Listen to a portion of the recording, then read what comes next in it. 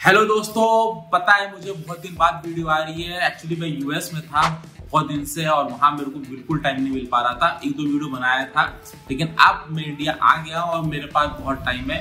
तो चलिए, आज का जो हमारा टॉपिक है, आप सब लोग ने देखा होगा, रिसेंटली मेरठ का इंसिडेंट हुआ है जिसमें वाइफ ने अपने लवर के साथ मिलकर के हस्बैंड को मार दिया।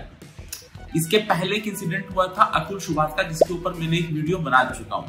अब ये दोनों केसेस में एक चीज तो बिल्कुल कॉमन है कि लड़कों को शादी के पहले भी नहीं पता था कि वो किससे शादी कर रहे हैं, और लड़कों को शादी के बाद भी नहीं पता चला कि वो किस टाइप की लड़की से शादी कर रहा है। एक्चुअली पता चल गया, शादी के बाद तो पता चल जाता है, लेकिन वो होता है ना कि भाई देखते जाओ। सेकंड केस जो मेरठ का केस है स्पेशली, इसमें तो मैं तो कहूंगा कि लड़का एक तरह से बेवकूफ था जो उसको इतना झेल रहा था। उसे पता था कि उसका अफेयर चल रहा है, उसे पता था कि वो लड़की जो है किस टाइप की।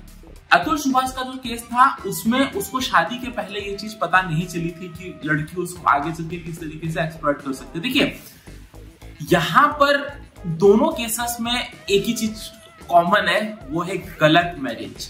और इसमें एक और चीज जो कॉमन आती है वो है लड़कों का शादी करने के लिए जो डेस्परेशन है वो इतना ज्यादा हैवी होता है, रहा नहीं जाता, तड़प ही ऐसी है ना। मैंने अपने पिछले वीडियो में यही चीज बताई थी और इस वीडियो में भी यही चीज बता रहा हूँ कि इंडियन लड़कों के साथ ये क्या हो रहा है।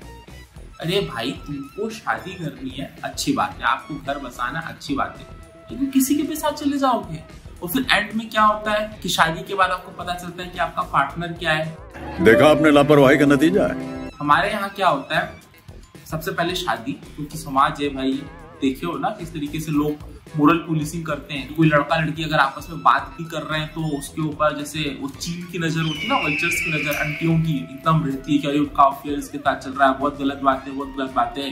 पहले शादी के लिए हमारा समाज बिल्कुल रेडी है, उसे कोई प्रॉब्लम नहीं। शादी आप करो, सरकार भी प्रमोट करती है शादियों को। आप देखो, शादी करने के टाइम में तो स्टेट का, गवर्नमेंट का कोई इंटरफेरेंस नहीं है, लेकिन अगर आपको डिवोर्स लेना है तब स्टेट का इंटरफेरेंस है।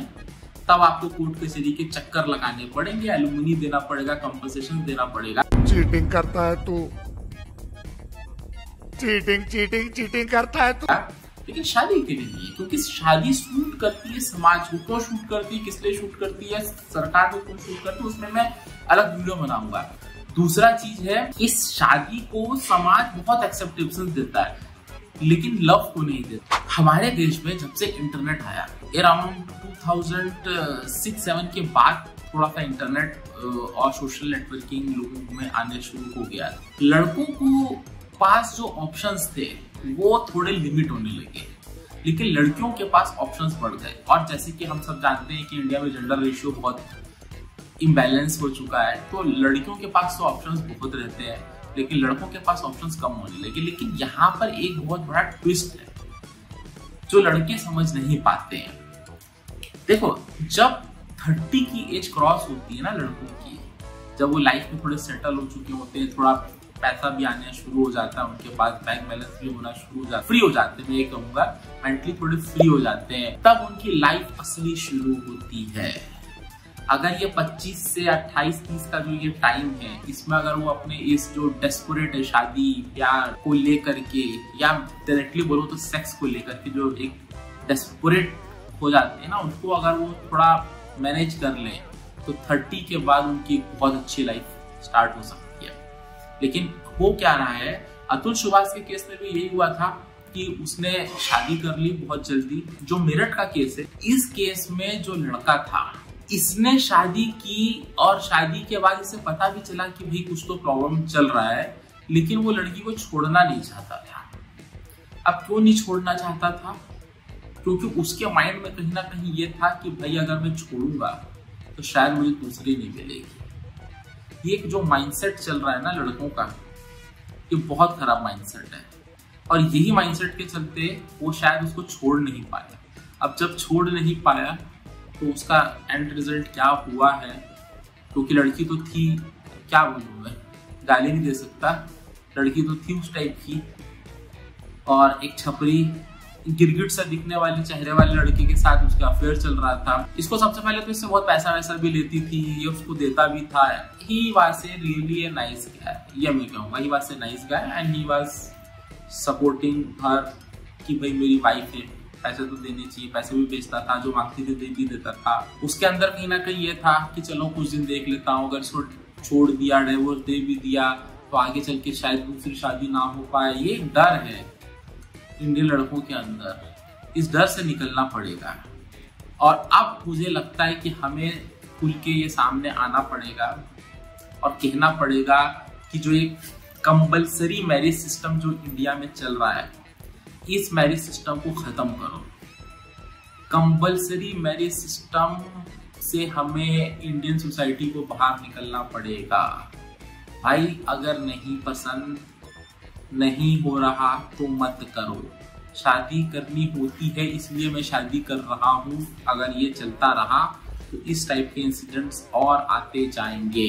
मत करो शादी। अगर कोई ऐसा आपको नहीं मिल रहा कि जिसको लगे नहीं यार इसके साथ तो मैं लाइफ स्पेंड कर सकता हूँ, मत करो। 30-35 मत करो यार, 40 के बाद करो आराम से, कोई दिक्कत नहीं है।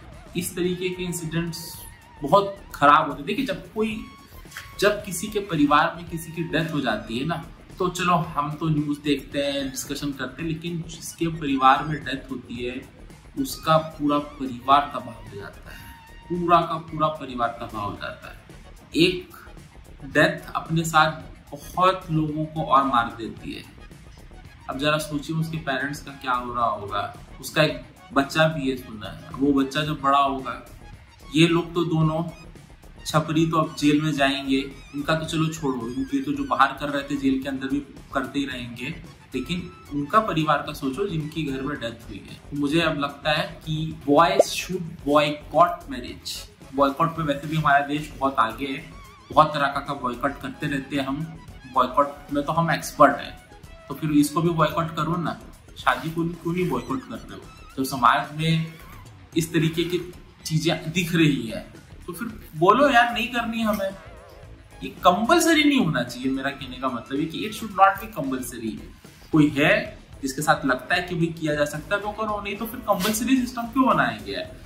इससे हमें बाहर निकलना चाहिए। वो 30-40 साल पहले की बात नहीं है जब हमारे पापा मम्मी दादा लोग का टाइम नहीं चल रहा। लड़कों मैं तुम लोगों से अभी भी कह रहा हूँ, डेस्परेट होने की कोई जरूरत नहीं है। आप लोगों की अगर उम्र बढ़ेगी तो आप लोगों के पास ऑप्शंस और बढ़ते जाएंगे। The way women loves is entirely different in the way which men love. The way women love, वो सारी चीजें आपके पास उम्र के साथ और आती जाती है। अब वो क्या चाहती हैं ये तो मैं आपको किसी और वीडियो में बताऊंगा, लेकिन आपकी जैसे जैसे उम्र बढ़ती है ना, आपका विजडम बढ़ता है, आप फाइनेंशियली और स्ट्रांग होते जाते हो, और ये सारी चीजें एक बहुत ही अट्रैक्टिव ट्रेट बनती है लड़कियों को अट्रैक्ट करने के लिए। इसलिए डेस्परेट बिल्कुल मत हो, हायर स्किल गेन करो, अपनी बाकी चीजों को ना टॉप प्रायोरिटी रखो, इसको साइड में रखो। फिर आप देखो कि आपकी लव लाइफ, आपकी फाइनेंशियल लाइफ, आपका वर्क, सब कुछ स्मूथ चलेगा। ठीक है, अगर आपने इस शादी को प्रायोरिटी बनाई फिर तो बस ये एक प्रायोरिटी बन के रह जाती है, बाकी सब चीजें जो है वो आपकी खराब होने लगती। अब मुझे इस चीज में कोई डाउट भी नहीं है, 5 से 8 साल बाद अगर यही ट्रेंड चलते रहा तो आज से 5 से 8 साल बाद ये जो मैरिज का जो सिस्टम है ना, ये धीरे धीरे ब्रेक होने लगेगा। क्योंकि ये जो डिवोर्स, जो एलिमनी के जो केसेस बढ़ रहे हैं, मुझे ऐसा लगता है कि लड़कों को ये बहुत स्पीडली समझ में आ जाएगा। और 5 से 8 साल, ज़्यादा से 10 साल के बाद ना लड़के शादी करना ही लगभग छोड़ देंगे, क्योंकि मेरे हिसाब से कोई बहुत खराब बात नहीं होगी। देखिए, समाज अगर बदल रहा है तो लोगों के ट्रेंड्स भी बदलेंगे। तो ये जो कंसेप्ट ऑफ मैरिज है ना, ये बहुत ही डिस्टर्ब होने वाला है। चीजें जो चल रही हैं वो बहुत अच्छी नहीं है मैरिज और रिलेशनशिप्स को लेकर के। बाकी आप लोगों को क्या लगता है कि जो मैं कह रहा हूँ कि शादी को प्रेफरेंस मत दो, मत करो, जरूरत नहीं है तो, या आपको क्या लगता है किसी क्या ऑल्टरनेटिव्स हो सकते हैं, आप कमेंट सेक्शन में जरूर बता सकते हो। मिलते हैं नेक्स्ट वीडियो पे। Till then stay safe.